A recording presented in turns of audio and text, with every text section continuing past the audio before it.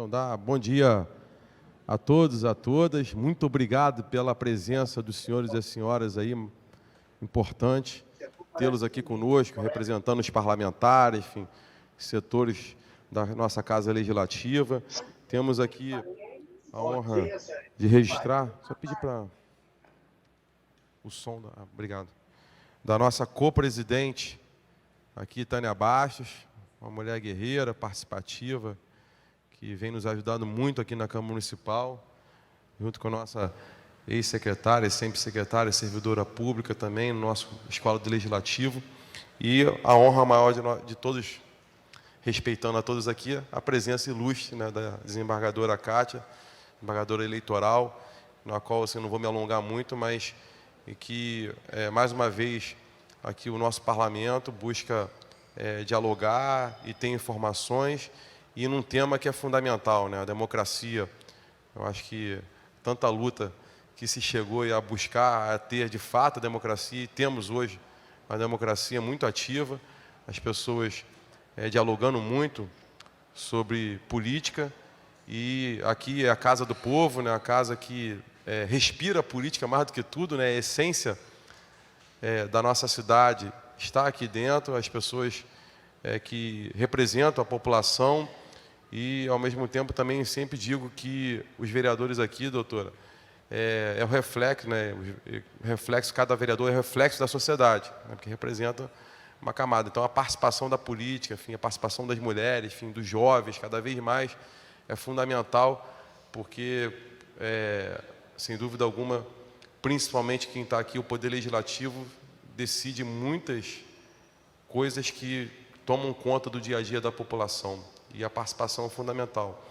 E a sua vinda aqui, poder nos esclarecer, é importante. Há muitas dúvidas, a gente tem uma respeitabilidade, um respeito muito grande ao Poder Judiciário, ao TRF, ao TSE, e sempre na busca de uma eleição limpa, e a gente vê a modernização cada vez mais do TRF, o processo de fiscalização, mas sempre há dúvidas de como nós, principalmente, que estamos exercendo a função como parlamentar, enfim, os assessores, de que forma a gente tem que respeitar e operacionalizar as regras que são estabelecidas pelo TRE, pelo TSE.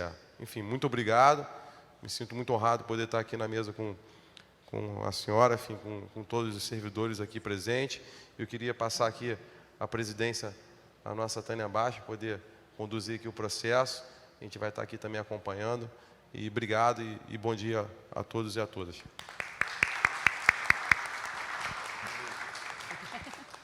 Obrigada, presidente Carlos Caiado. Ele sempre bota uma nomenclatura diferente, co-presidente. Na verdade, eu sou apenas uma auxiliar e fico muito honrada de participar dessa legislatura ao seu lado.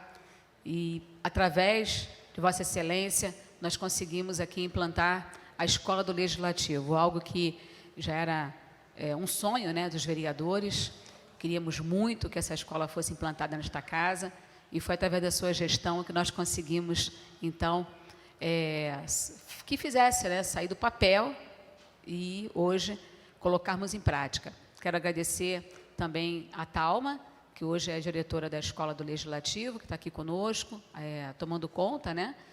Enfim, e agradecer, principalmente, a doutora Kátia Junqueira, que foi ela, né, quem aceitou o convite da Escola do Legislativo. Hoje estamos dando o pontapé inicial e com o pé direito, né? Pontapé inicial com o pé direito, porque a doutora Kátia, ela tem uma experiência vasta, né, dentro do TRE, inclusive, se o seu vereador vai concorrer a essas eleições, diga para ele que é ela que vai fiscalizá-lo. É ela que vai fiscalizá-lo, entendeu? Então, assim, quero agradecer imensamente a participação de todos vocês. Eu sei que a grande maioria, se não a própria maioria, assessores de parlamentares, né, desta casa. Então, para a gente é uma honra tê-los aqui e iniciarmos esse processo da Escola do Legislativo com essa pessoa de renome, que tem uma experiência vasta e com um tema de grande relevância, porque esse ano é o ano das eleições. Então, ela vai falar sobre tudo, né, as eleições de 2022 e mais um pouco, e depois, se alguém tiver dúvidas, ela também está aqui para esclarecer. Nosso muito obrigada. Obrigada por ter aceitado o nosso convite, meu e do presidente Carlos Caiado, e o microfone é da senhora.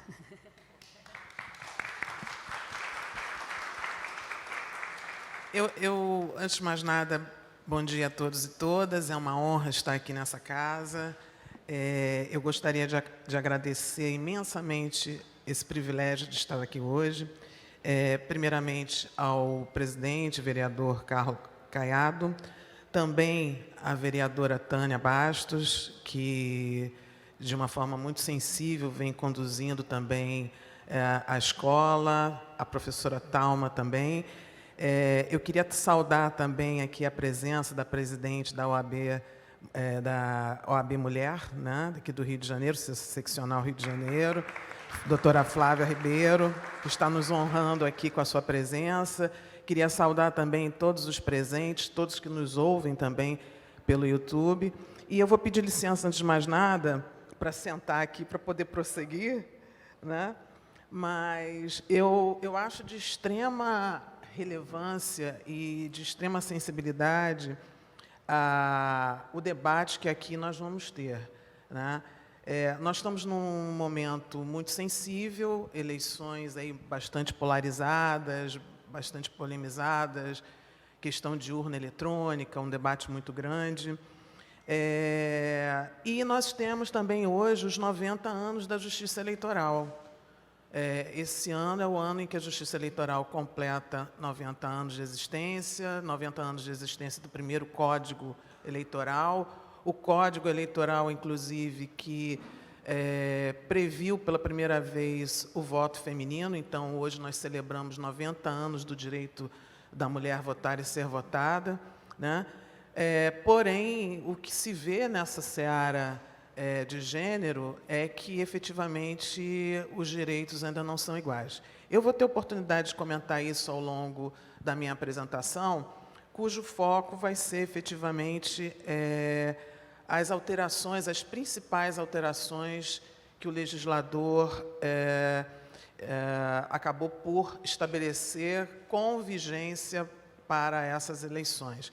E eu vou passar de alguma maneira, em ordem cronológica e também em ordem da hierarquia das leis. Eu vou primeiro começar pelas emendas constitucionais e depois chegar nas leis ordinárias, né?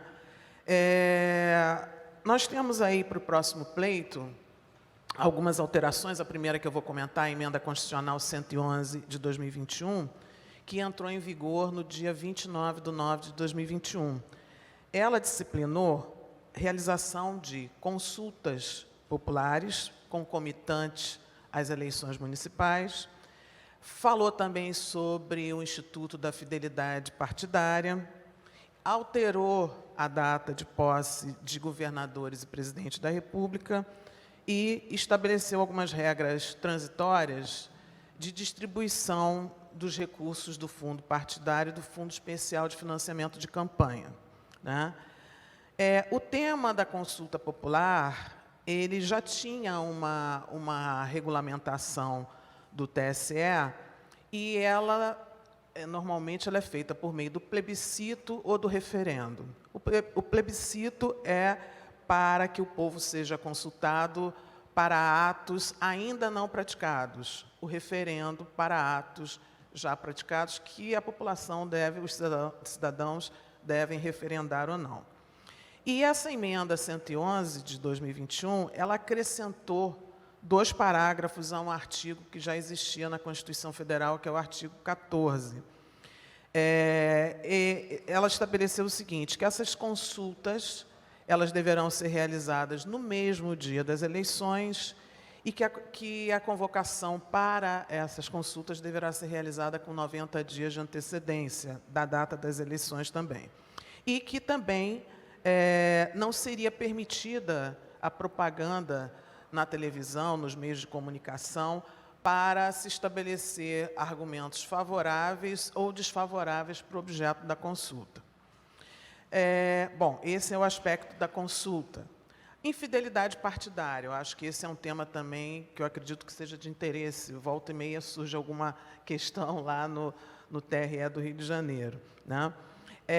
Essa emenda também inseriu um parágrafo ao artigo 17 da Constituição Federal, porque no Brasil uma pessoa só pode concorrer a um cargo eletivo político se ela estiver vinculada a algum partido político, né?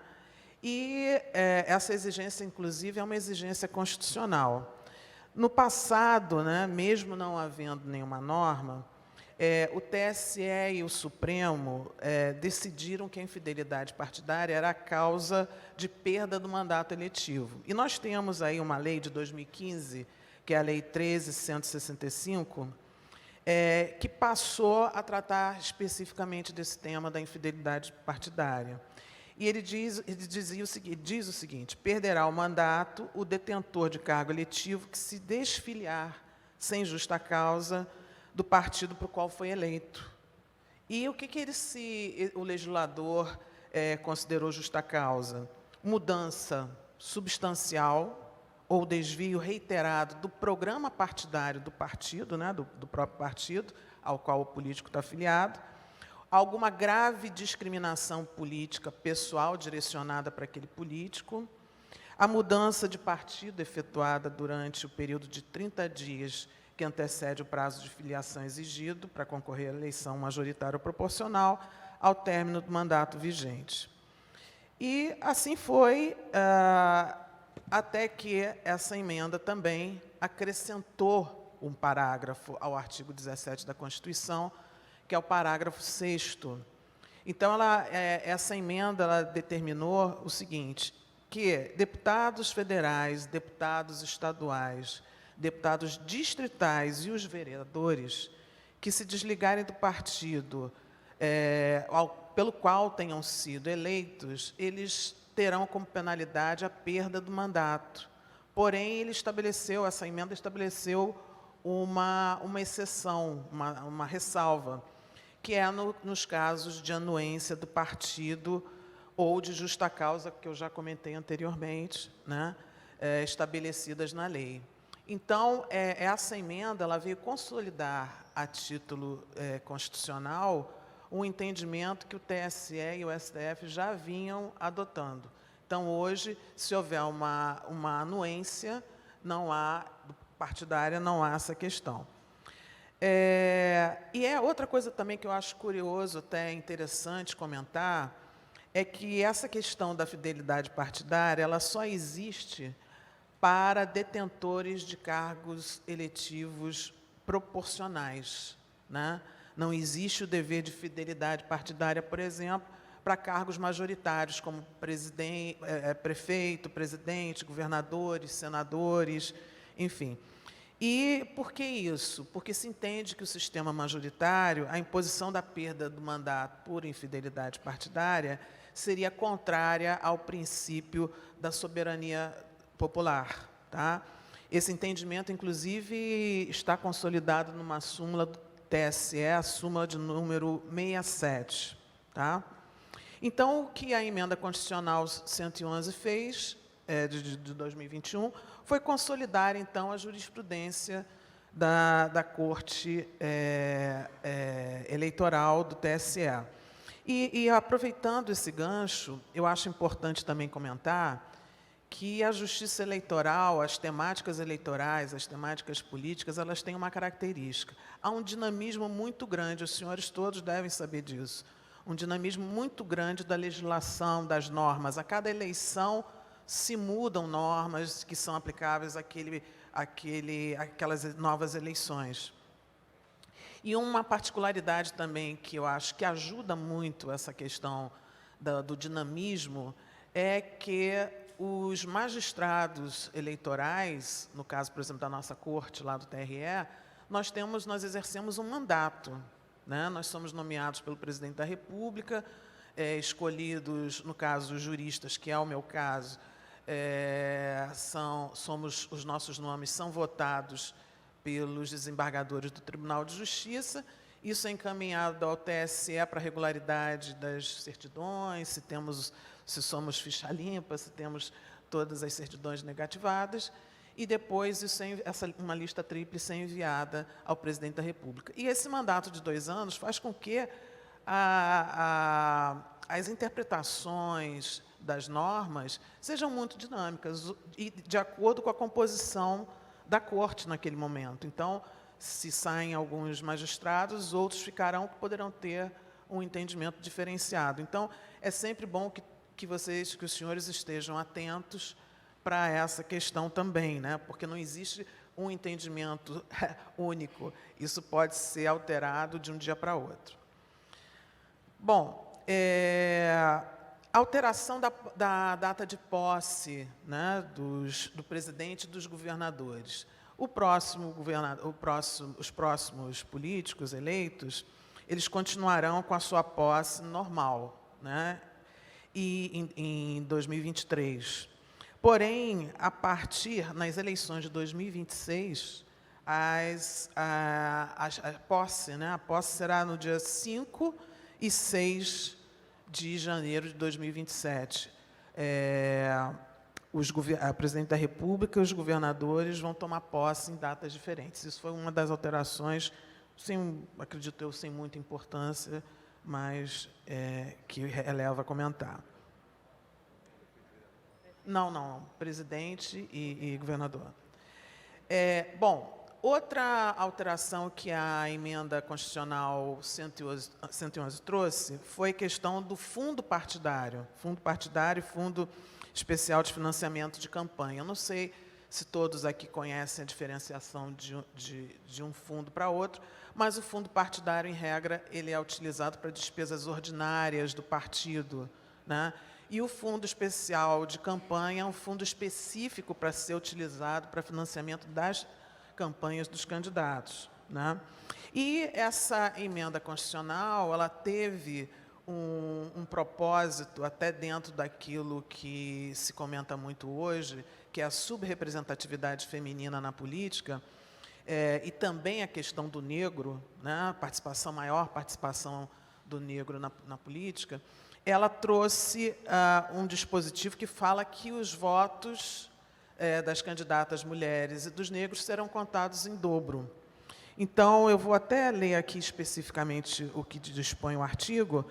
Para fins de distribuição entre os partidos políticos dos recursos de fundo partidário e do Fundo Especial de Financiamento de Campanha, os votos dados a mulheres ou candidatos negros para a Câmara dos Deputados e nas eleições realizadas entre 2022 e 2030 serão contados em dobro. A contagem em dobro de votos a que se refere o caput do artigo somente se aplica uma única vez. Então, o que significa isso?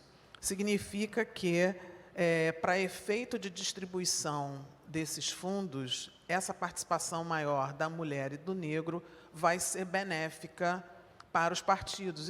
Isso, na verdade, é um tipo de ação afirmativa, eu acredito, não sei se todos conhecem, mas a ação afirmativa é uma ação de política pública do governo, excepcional, normalmente, por um curto espaço de tempo, para se corrigir determinadas distinções históricas, né, situações que possam prejudicar um segmento da sociedade, como as mulheres, os negros, enfim. Então, essa foi uma ação afirmativa adotada pelo legislador, tentando incentivar o incentivo aos partidos para que tenham mais candidatas negros e também mulheres. E se o partido, por exemplo, eleger uma candidata negra do sexo feminino, essa contagem não será em dobro. Vai ser uma vez só, esse dobro será uma vez só e não 2 vezes, né?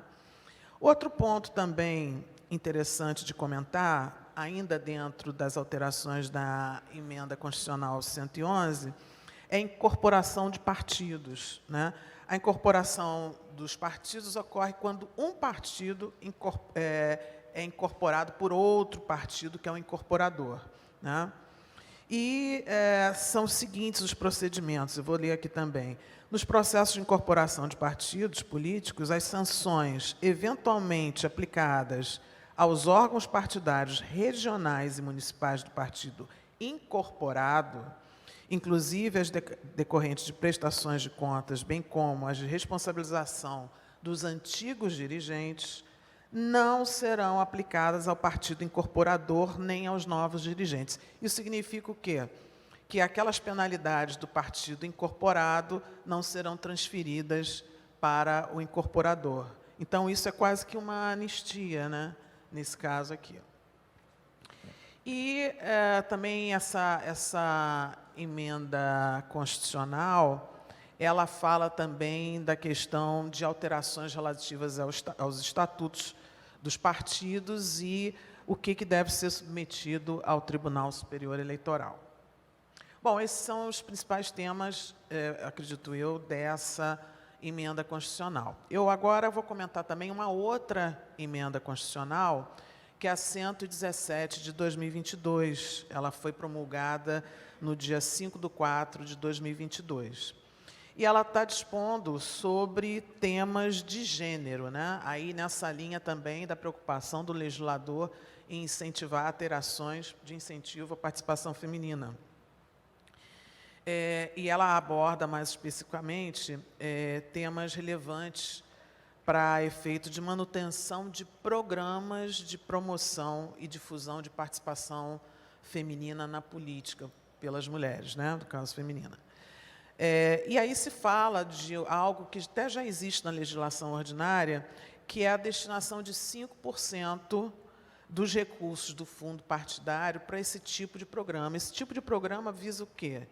Ele tem por objetivo a conscientização, né, das mulheres, até porque, eu vou até comentar isso um pouquinho mais à frente, mas o que a gente percebe lá no TRE é que muitos partidos falam, mas eu não encontro mulheres capacitadas que queiram se candidatar. Então, diante dessa, vamos dizer assim, justificativa que a mim me parece um pouco assodada, mas o legislador buscou o quê? Tentar incentivar que haja essa promoção, que haja essa divulgação, essa conscientização das mulheres. Então, são esses programas que buscam informar a mulher e mostrar para as mulheres que elas têm capacidade e instruí-las, né, dessa educação política, vamos chamar assim.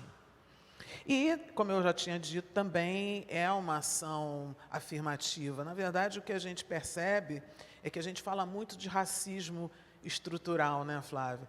Mas a gente tem também um preconceito estrutural na sociedade contra a mulher, né? E até eu gostaria de parabenizar especificamente o vereador Carlos Caiado, porque venho conhecendo o seu trabalho e acompanhando o quanto Vossa Excelência vem apoiando a escola, as mulheres, enfim. Então, eu acho que não só as mulheres precisam se conscientizar, mas os homens. Esse não é um trabalho único das mulheres, é da sociedade em geral.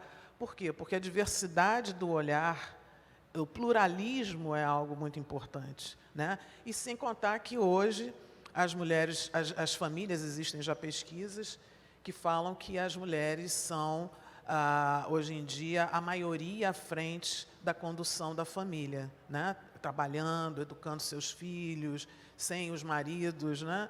Então, isso eu acho que é algo que a gente tem que estar atento. E, então, como eu disse, trata-se de uma ação afirmativa. E no Brasil, em termos de eleitoras, nós somos hoje cerca, né, esse número é um número dinâmico, obviamente, mas nós somos 149.856.269 eleitores, e desse total, cerca de 79.224.596 mulheres.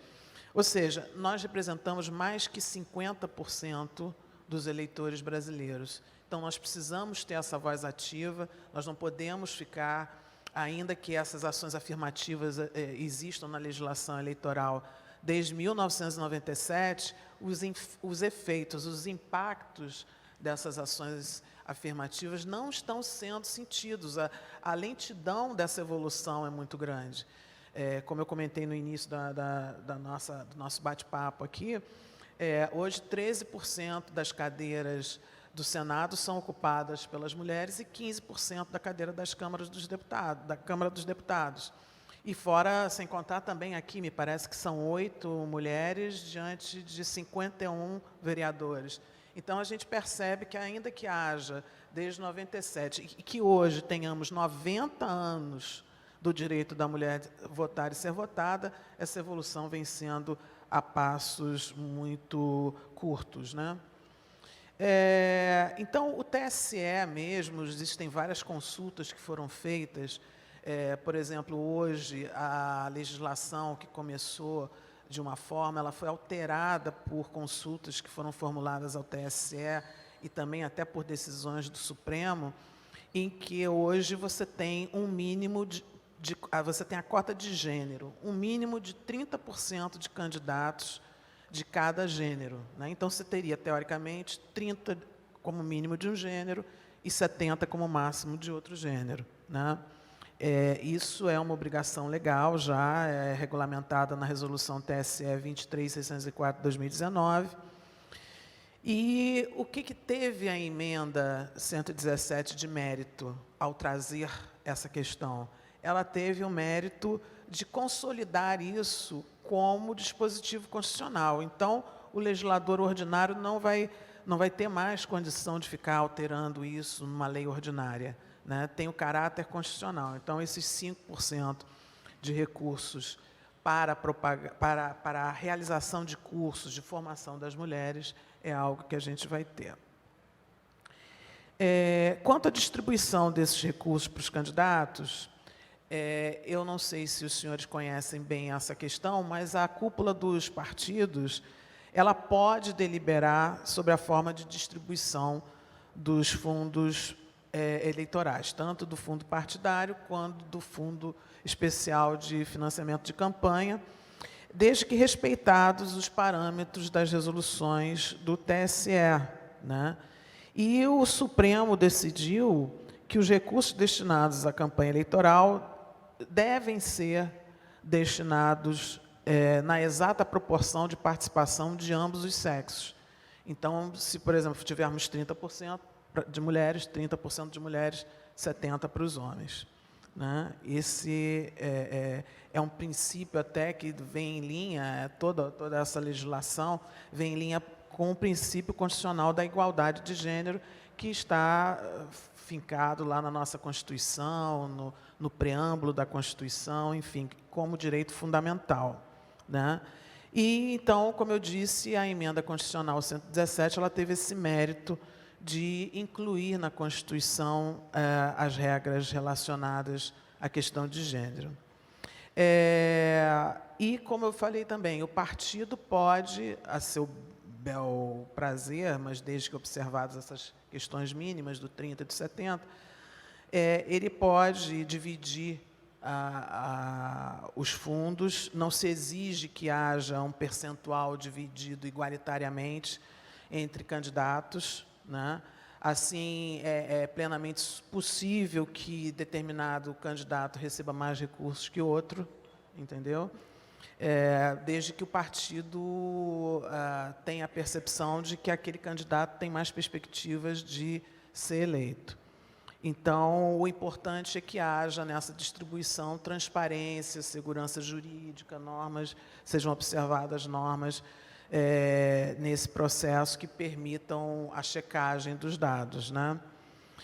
Bom, outra coisa também que eu gostaria de comentar é sobre propaganda, né? Propaganda partidária, ela não vincula candidatos, ela vincula ideias, né? A difusão das ideias, a ideologia do partido, programas partidários, com o objetivo de atrair os eleitores que se adequem àquela filosofia política, né? E uma delas uma das finalidades é a promoção e difusão também das mulheres. Hoje em dia, a lei já prevê que os estatutos partidários devam conter esse dispositivo. E, embora não seja contemplado isso nessa emenda 117, remanesce a obrigação prevista na resolução TSE 23679 de 2022, que regulamenta a propaganda partidária e que prevê a destinação mínima do tempo de propaganda para essa finalidade, para a finalidade de divulgar a questão, a pauta feminina em relação a gênero, né?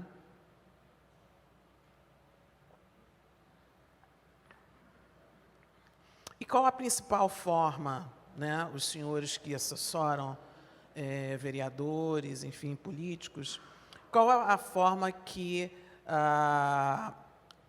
o Poder Judiciário Eleitoral tem de verificar se esses requisitos, se essas normas estão sendo cumpridas? O principal deles é a prestação de contas, né? Então, a gente vai ver lá na prestação de contas, esse é um tema recorrente lá nas pautas de julgamento do nosso plenário lá do TRE, a questão do julgamento das prestações de contas, se foram prestadas contas dentro dos percentuais, com a transparência necessária, tudo isso a gente observa nisso, e daí a importância, às vezes, até de bons contadores, bons advogados assessorando esse trabalho, né?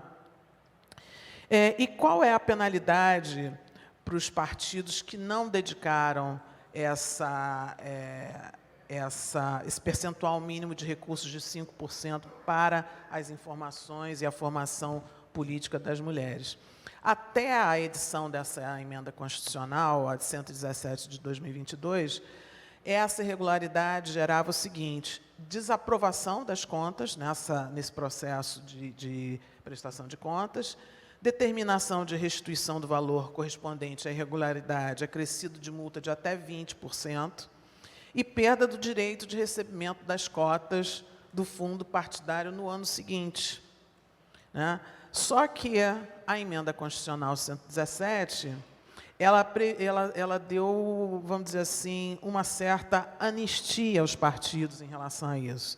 Ela determinou o seguinte, que os partidos inadimplentes, até a data da emenda constitucional, que foi 5/4/22, poderão utilizar os recursos correspondentes nas eleições subsequentes, né, sem que a irregularidade possa ensejar penalidade na prestação de contas. Essa regra, entretanto, ela só pode ser aplicada e só vai ter validade nas prestações de contas que ainda não tenham sido julgadas e não tenham sido, na verdade, transitado em julgado o seu julgamento. Então, até a data da promulgação, que foi 5/4. Então, isso é um ponto que os senhores devem ficar atentos para evitar qualquer problema, sabendo que houve aqui uma anistia, né? Então, como eu disse, a emenda constitucional anistiou os partidos que descumpriram o dever de destinar. Eu não sei se isso, eu não vou entrar no mérito se isso é uma coisa boa ou ruim, mas eu acho que a gente tem que andar, né, para frente. Não adianta a gente dar um passo à frente e 2 atrás. Bom, e partidos que não destinaram o percentual mínimo de recursos para os candidatos negros, né, em 2020. A emenda constitucional, apesar dela versar sobre candidaturas femininas, ela também isentou de penalidade os partidos que não destinaram percentual mínimo de recursos para a cota étnico-racial, né, até a promulgação dessa emenda, que foi no dia 5/4/22. Então, vou ler aqui especificamente o artigo. Não serão aplicadas sanções de qualquer natureza, inclusive devolução de valores, multas ou suspensão do fundo partidário, aos partidos que não preencheram cota mínima de recursos ou que não destinaram os valores mínimos em razão de sexo, raça nas eleições ocorridas antes da promulgação da emenda constitucional. Bom, como eu disse, a gente tem que andar para frente, né? Bem, essas são, na verdade, as principais observações da emenda constitucional 117 de 2022. Agora eu entro também aqui, já baixando um pouquinho o nível hierárquico da norma, na Lei Complementar 184/2021. Ela fala sobre ineligibilidade do artigo 1º inciso 1, a linha G, da Lei Complementar 6490, que nós estamos falando da Lei das Inelegibilidades, tá? Isso se as contas tiverem sido julgadas irregulares com imputação de débito. Até então, eram inelegíveis, né, os que tivessem esse tipo de situação, contas irregulares com imputação de débito. E a Constituição Federal, ela determina a inelegibilidade com o objetivo de quê? De preservar a probidade administrativa, a moralidade no exercício do cargo público, do mandato, no sentido de se considerar também a vida pregressa, vide a lei da ficha limpa, né? E o que é inelegibilidade? Inelegibilidade consiste na ausência de capacidade de exercer um cargo eletivo, né? É uma capacidade eleitoral passiva e a impossibilidade de um determinado cidadão ser candidato. Então, nós tivemos a ficha limpa, a lei da ficha limpa em 2010, que foi assim um movimento social muito grande. Houve muita pressão naquela ocasião para que a lei fosse sancionada, né? Fosse editada, enfim. E justamente para proteger essa questão da probidade administrativa e a moralidade no exercício do mandato eletivo, né? E a lei complementar que resultou na lei da ficha limpa, ela foi resultado, então, como eu disse, de uma intensa mobilização. O projeto passou pelo Congresso, enfim. E a Lei Complementar 184, de 2021, que é essa que eu estou falando para os senhores, ela incluiu um dispositivo na lei de inelegibilidade, que é a Lei Complementar 6490, afirmando que a condenação específica referente ao artigo 1º, inciso 1, a linha G dessa lei, lei complementar 6490, ela só gera a inelegibilidade se reconhecer que a conduta do agente gerou um dano ao erário e, por conta disso, condenar esse agente a ressarcir os cofres públicos, o que se chama a imputação de um débito, né? E o que gerou isso? Isso gerou uma certa segurança agora para o gestor, porque agora só se ele tiver esse reconhecimento de que houve um dano é que ele vai ficar inelegível. Antes, se ele tivesse uma condenação, mesmo que não tivesse reconhecido esse dano, ele ficava com a vida dele presa ali. Então, havia um receio muito grande dos gestores públicos, daquele que lida, do político, né, que lida com verbas, isso, enfim, de administrar essa questão, né?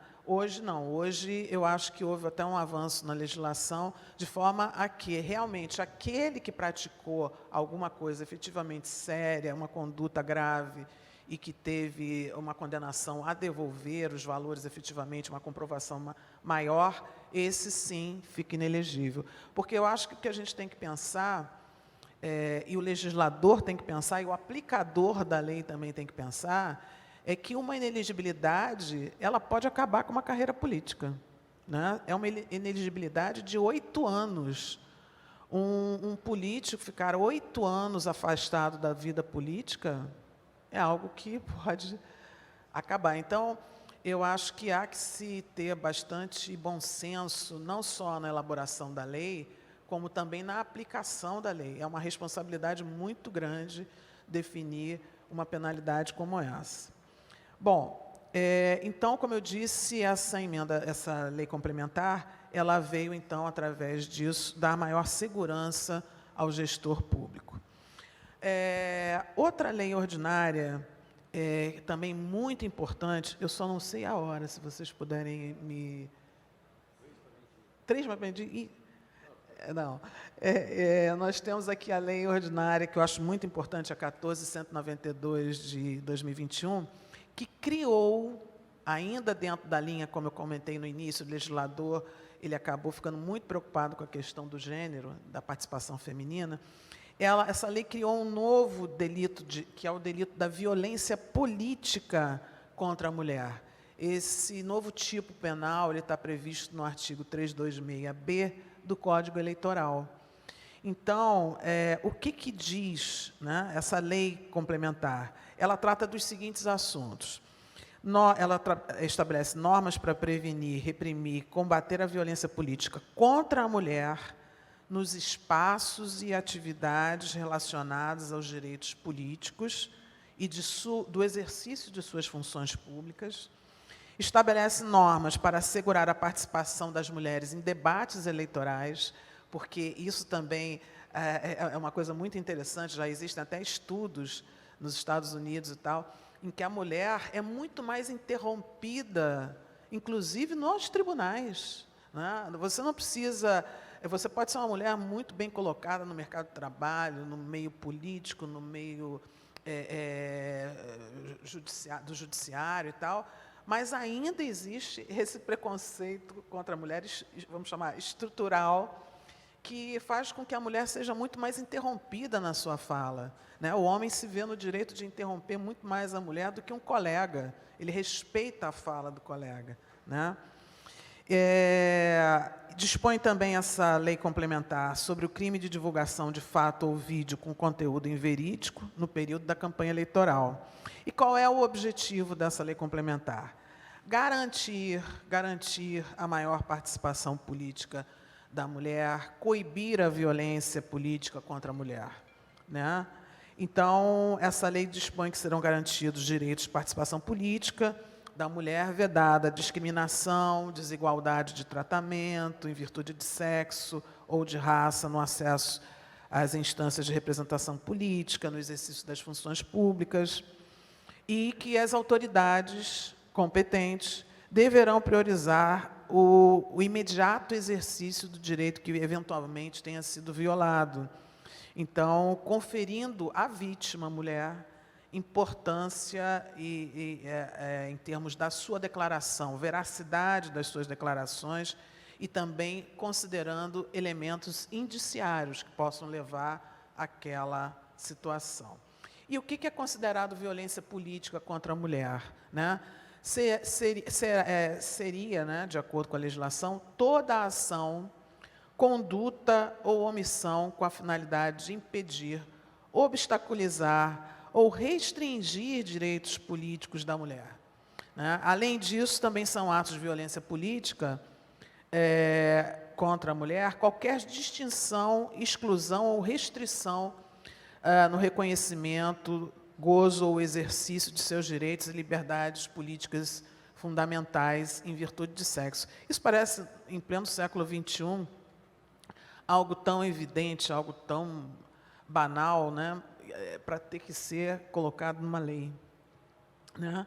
Então, infelizmente, ainda estamos nesse momento. O artigo 243 do Código Eleitoral elencou alguns tipos de propaganda que são proibidos, né?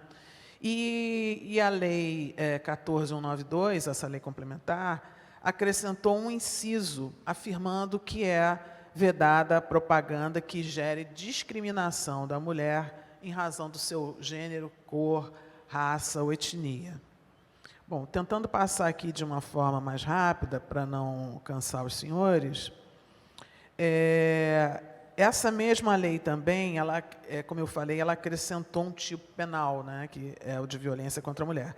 E esse tipo penal que está consolidado no artigo 326B do Código Eleitoral, ele diz o seguinte: assediar, constranger, humilhar, perseguir, ameaçar, por qualquer meio, candidata a cargo eletivo ou detentora de mandato eletivo, utilizando-se de menosprezo, discriminação à condição da mulher, ou sua cor, raça ou etnia, com a finalidade de impedir ou dificultar a campanha eleitoral ou o desempenho do seu mandato eletivo. E qual é a penalidade? A penalidade é de reclusão de 1 ano a 4 anos e multa, né? O sujeito ativo desse novo tipo penal pode ser qualquer pessoa, né? Até uma outra mulher também. E o sujeito passivo trata-se, então, de um crime próprio, né? Considerando que a vítima deve ser mulher e que seja candidata a cargo eletivo ou detentora de um mandato eletivo. De acordo com a jurisprudência do TSE, essa condição de candidata, ela só é obtida, essa é a jurisprudência do TSE, a partir do pedido de formalização do pedido de registro de candidatura. Então, a partir daí, poderia se caracterizar um crime de violência contra a mulher. Ele pode ser praticado por qualquer meio, né? Isso, porque a mulher precisa ser candidata ou exercente de um cargo, de um mandato eletivo, né? E aí ficam de fora as pré-candidatas, enfim, ficariam de fora, né? Não sei se isso é algo, não quero também me manifestar aqui se isso é algo bom ou ruim, mas existe uma pré-campanha também, né? Enfim. Bom, essa lei também falou sobre estatutos partidários, ela fala da obrigação dos estatutos conterem normas sobre prevenção, repressão e combate à violência política contra a mulher, nessa linha da igualdade de gêneros, né? E também fala aqui sobre a transmissão por emissora de rádio ou televisão de debates nas eleições majoritária ou proporcional, aonde deve ser garantida a participação de candidatos dos partidos com representação no Congresso de, no mínimo, 5 parlamentares. Então, nesses debates, pelo menos 5 parlamentares deverão estar participando e facultada a participação de outros, além desses 5 que são o mínimo, né? Outra legislação, uma lei ordinária que veio também a reboque dessas alterações é a Lei 14.208, de 2021, que ela fala sobre a possibilidade de instituir federações de partidos políticos. Essa é mais genérica, né? O que é uma federação de partido político? Na verdade, a reunião de um ou mais partidos que possuam algum tipo de afinidade ideológica e programática, né? E que podem ser reunidos, né, mediante Constituição e registro no TSE, e que vão, após essa união, atuar como uma única agremiação, né? E essa possibilidade, então, foi inserida nessa legislação. Eu não vou mais detalhar muito sobre isso, porque o prazo para essas federações ele findou em maio. Outra legislação também que eu trago aqui como inovação esse ano, para as eleições de 2022, é a Lei Ordinária 14.291, de 2022. Ela fala sobre propaganda gratuita no rádio e na televisão.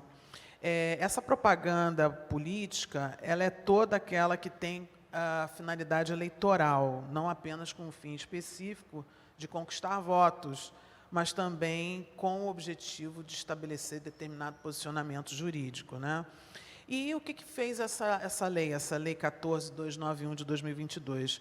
Ela instituiu novamente a propaganda gratuita de rádio e TV, né, inserindo os artigos 50A a 50, eu acho que aqui é... Bom, eu estou sem o número, a letrinha do artigo 50, onde finaliza, mas ele está lá a partir do artigo 50A na Lei de Partidos Políticos, que é a Lei 9.096, de 95. E esse tempo total disponível para o partido, no mínimo, desse tempo, no mínimo 30% deverão ser destinados à promoção da participação política das mulheres, né? Em termos de inovações, eu concluí a minha apresentação, mas eu gostaria, antes de finalizar efetivamente, falar um pouco da experiência que eu tenho tido, até porque essas normas, a maioria delas fala sobre essa questão do gênero, da raça. Eu gostaria de comentar a experiência que nós temos tido lá no TRE do Rio de Janeiro. O que a gente observa é que, muitas vezes, os partidos fraudam essa cota de gênero. Então, na prática, as mulheres estão completando o percentual de 30%, esse DRAP vai levado a registro, isso, aquilo outro, mas muitas vezes a própria candidata não vota nela. Imagine uma candidata com votação zerada. Claro que esse não é o único elemento, pode haver alguma questão de, no meio da campanha, haver um contratempo, a candidata ela deixar de ter interesse, enfim. Pois é. Então, são situações que nós temos que ficar muito atentos, porque na medida em que o TRE, e eu tenho sido bastante rigorosa nisso, observa esse tipo de fraude, obviamente que os fraudadores vão buscar novas formas de fraudar. Então, eu pediria aí a conscientização de todos. Hoje a mulher é uma força de trabalho, nós temos aí em todos os segmentos da sociedade uma cada vez maior participação ativa da mulher. Porém, o que a gente vê, e eu tenho experiência também no mundo corporativo, fui diretora jurídica, fui advogada em diversos departamentos jurídicos de empresas multinacionais, e o que se vê é que, às vezes, o discurso, o código de conduta, ele é lindo, maravilhoso, a questão também da raça, da cor, isso é previsto ali de uma forma maravilhosa, nos estatutos partidários, enfim. E, no entanto, na prática, o que você vê, às vezes, muitas vezes, na grande maioria das vezes, não é o que está escrito ali. É um discurso, né? Tem até aquele ditado para inglês ver, porque na época da escravidão a Inglaterra pressionava o Brasil para terminar, então, a escravidão para libertar os escravos, e aí o Brasil começou a fingir que estava adotando essas medidas. Então, daí vem esse ditado para inglês ver, né? E, então, é isso que acontece, infelizmente, ainda na nossa sociedade. E eu acho que os senhores têm um papel de multiplicadores nesse sentido, de orientadores. Os senhores são assessores de políticos, devem ser, então, multiplicadores dessas informações, dessa conscientização dentro dessa Casa Legislativa. Eu vejo também que, como eu falei inicialmente, que a cota ela tem o seu valor, a ação afirmativa. Óbvio que a gente sabe, a gente não quer cotas eternas. A gente quer as cotas para que elas gerem uma solução para aquele problema histórico, para aquele problema específico que acontece. E a finalidade não é realmente ser eterna, é ser pontual. Mas o que se vê, na verdade, é que a mulher hoje ela não tem ainda, como eu já falei, dados percentuais aí nas casas legislativas, ela deveria ter, na verdade, espaço na cúpula partidária. Enquanto a mulher, as cúpulas partidárias hoje ainda são muito dominadas por homens, né? O homem não abre mão dessa posição dele. Então, a partir do momento que, eu acredito que vereadora, eu acredito que a partir do momento em que as mulheres começarem a entrar na cúpula decisória dos partidos, muita coisa vai mudar. A mulher é muito dinâmica, a mulher é multidisciplinar, né? Então, eu vejo que é importante essa participação, essa conscientização, e vejo não só no mundo político. O mundo político é um segmento, é um apêndice da sociedade em geral, né? Hoje eu tenho um estudo da OIT que mostra que isso de 2017, esse estudo, salvo engano, 2016, esse estudo, na ocasião, apontou que as mulheres só teriam igualdade salarial com os homens em 70 anos. Agora, com a pandemia de Covid, essa situação se potencializou, se intensificou, porque a mulher foi uma grande sacrificada nesse momento. E muitos dos empregos que eram destinados às mulheres, com menor, talvez, formação técnica, enfim, e formação profissional mesmo, esse trabalho acabou sendo extinto. Então, eu acho que a mulher hoje ainda é muito sacrificada. Bem, eu queria dar apenas essa mensagem, passar essa mensagem, porque eu acho que é um dever meu hoje. Eu estou como magistrada no Tribunal Regional Eleitoral, e acho que nós temos o dever, a responsabilidade social de difundir as melhores práticas políticas e eleitorais. Então, por isso, com muito prazer e com muita honra aceitei o convite da vereadora Tânia Bastos para estar aqui na manhã de hoje e agradeço a presença de todos que estão aqui. Eu vou pedir o seguinte, eventuais perguntas, como eu também não posso me manifestar sobre determinados casos concretos, que sejam encaminhadas, eu prefiro que sejam encaminhadas ou a doutora Thalma, a professora Thalma, e eu estarei com todo prazer respondendo a todas as perguntas. Por favor, não se inibam em encaminhar, será um prazer poder informar tudo que possa gerar algum tipo de dúvida aos senhores e senhoras. Muito obrigada. Vou mandar para lá, aí depois...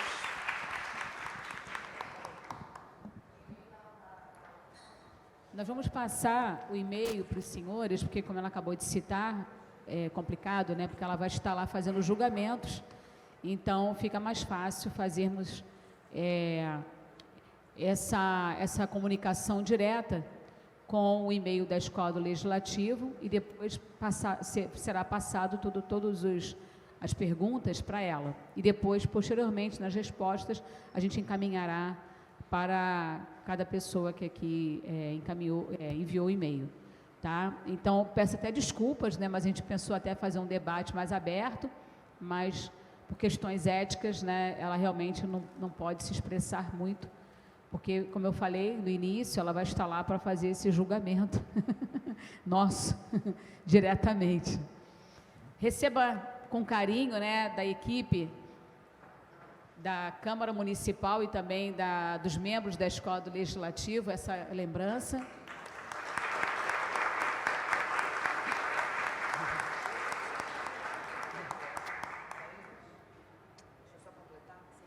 Bom dia a todos. É com muito prazer e muita honra que nós estamos aqui hoje representando a Câmara e também a Escola do Legislativo. Dizer para vocês que a vereadora Tânia, que também é diretora da escola, ela e um grupo de vereadores, que hoje, em breve, a gente vai ter essa comissão formada, né, vereadora? Para que a gente possa, de fato, colocar para vocês todas os anseios e desejos dos funcionários da casa e mostrar que a Escola do Legislativo vai ter muito a somar no dia a dia do funcionário e no dia a dia da prestação de serviço para a nossa cidade. Então, me sinto muito honrada, muito obrigada, doutora Kátia Junqueira, muito obrigada, vereadora Tânia Bastos, por a gente iniciar hoje, essa manhã. Agradeço a cada um de vocês, que seja estendido a todos os vereadores, muito obrigado pela presença. Dizer, vereadora, que é com muito orgulho que eu aqui, enquanto professora e desembargadora, eu tenho um aluno sentado ali que é advogado hoje, e isso, aluno da rede pública municipal, e isso me deixa muito feliz e honrada de saber que o trabalho que a gente desempenha nas escolas dá fruto. Parabéns. Ele está ali, levanta sua mãozinha. É advogado hoje, isso me dá, e advogado, e dizer para vocês, é uma escola no Complexo do Alemão. Então, que todo o trabalho que é feito na nossa cidade, ele dá fruto, e que cada trabalho que vocês desempenham aqui dá fruto para a população lá fora, é de extrema importância. Muito obrigada a todos. E o e-mail é da Escola do Legislativo. Eu vou passar para cada gabinete para que vocês possam trazer as dúvidas e a gente possa encaminhar a doutora Kátia. Muito obrigada. Eu quero fazer um registro, né, da comissão, que é composta pela vereadora Tainá de Paula, o vereador Alexandre Esquerdo, o vereador Márcio Santos, que também, inclusive, tanto o Márcio quanto o Alexandre, eles têm uma agenda externa, não podia faltar, né? Então, o Márcio Santos, o Alexandre Esquerdo, e a Tainá de Paula e o Luparelli, que infelizmente ele precisou se ausentar porque ele era suplente, né? Então entrou a Laura Carneiro para assumir então o cargo de vereança. Além dessa comissão de vereadores, nós temos a Tânia, que todo mundo conhece, que é a Tânia da mesa, que auxilia os vereadores ali na mesa diretora, a doutora Cristina, também, que é uma uma servidora da casa de muitos anos, né? E o Afonso, doutor Afonso, que também é advogado e hoje também está conosco compondo, né, essa comissão da Escola do Legislativo. Enfim, eu acho que conseguimos aqui assimilar muita coisa, né? Muitas mudanças que a gente percebeu, né? E cada vez que muda é complicado, porque você tem que estar sempre ali atento a algumas coisas. Eu, por exemplo, não sou candidata, mas temos diversos vereadores que virão candidatos a deputado estadual, enfim, candidato também federal, a deputado federal, e eu tenho certeza que, e percebemos o quanto nós mulheres hoje não somos mais uma cota, mas agora somos um número bem significante, né? Porque o fundo partidário também tem que ser destinado diretamente para essas mulheres. Então, coisa que também já mudou. Eu, como candidata a vereadora, já estou no meu 4º mandato, mas os meus primeiros mandatos foram suados. Agora o partido ainda conseguiu me dar uma ajuda bem melhor e para a gente ficou muito bom também. Então, que bom que os legisladores, né, na Câmara Federal pensaram um pouquinho na gente, né, porque nosso sufoco era esse, como a doutora falou. Muitas vezes a gente, eu sou presidente também do meu partido, quando a senhora falou sobre a questão de nós estarmos inseridas naquele contexto, né, dentro dos nossos partidos. Eu estou presidente da capital há 15 anos. Até gostaria de ser substituída, porque no período de eleição, doutora, é muito complicado, porque a gente faz a nominata e as pessoas falam assim, não, ela não quer me colocar porque eu vou ter mais votos do que ela. E não é nada disso, a gente percebe, né, nas entrevistas, tanto com mulher e com homens, que às vezes a pessoa, e até temos que às vezes fazer os cortes, né, que são os piores do mundo, porque ninguém quer ser cortado. E o meu partido, por exemplo, a gente fala com bastante antecedência, né? Olha, você não vai poder vir candidato. Tem alguns que, naquele dia, quando ocorre a grande, né, festa, né, nos partidos, onde eles fazem lá a divulgação, né, na nominata. Então, nas convenções, às vezes as pessoas saem de lá tristes porque o nome não foi chamado, mas lá a gente faz ao contrário, a gente já comunica para que a pessoa nem compareça, porque fica até, tadinho, leva a família, leva todo mundo, leva bandeirinha, leva cartaz, e chega lá na hora, você não tem o teu nome chamado, realmente fica muito constrangedor. Então, hoje o meu partido me colocou como presidente, já há 15 anos estou lá como presidente da capital. É uma responsabilidade tremenda, ainda mais quando nós somos também candidatos, porque fica aquela questão de que você está cortando porque você não quer que ele se eleja, né? É bem complexo, bem complicado. Mas, gente, eu acho que o nosso objetivo aqui foi atingido. Pois não, a senhora queria... Eu só queria agregar um comentário aqui sobre a dificuldade das mulheres nessa campanha, que a gente nem tem notícias de que esses recursos que os partidos distribuem, né, entre os candidatos, para as mulheres nas últimas eleições chegaram muito tarde. Então, as mulheres não têm o que fazer, não tem como fazer campanha. E isso também é um ponto que a gente observa muitas vezes no julgamento das fraudes, a cota de gênero, é a ausência de atos de campanha. Mas acontece também esse lado que muitas vezes o partido não concede essa verba para a mulher e ela fica, então, prejudicada. Então, isso tudo, tendo maior participação feminina na cúpula partidária, eu acho que as mulheres terão maior sensibilidade nesse aspecto. Olha, nosso muito obrigada. E gostaríamos muito que vocês enviassem as perguntas, as dúvidas, né, para que ela pudesse responder, porque, como eu falei, citei, a questão ética fica complicado dela se expor assim, mas, de qualquer forma, agradecemos imensamente a participação de todos, né? Não vou citar alguns nomes, né, representados aqui, porque eu acho que não convém, mas obrigada a todos vocês por terem tirado um tempinho pela manhã para virem aqui ouvirem a palestra da nossa querida desembargadora, doutora Kátia Junqueira. Nosso muito obrigada.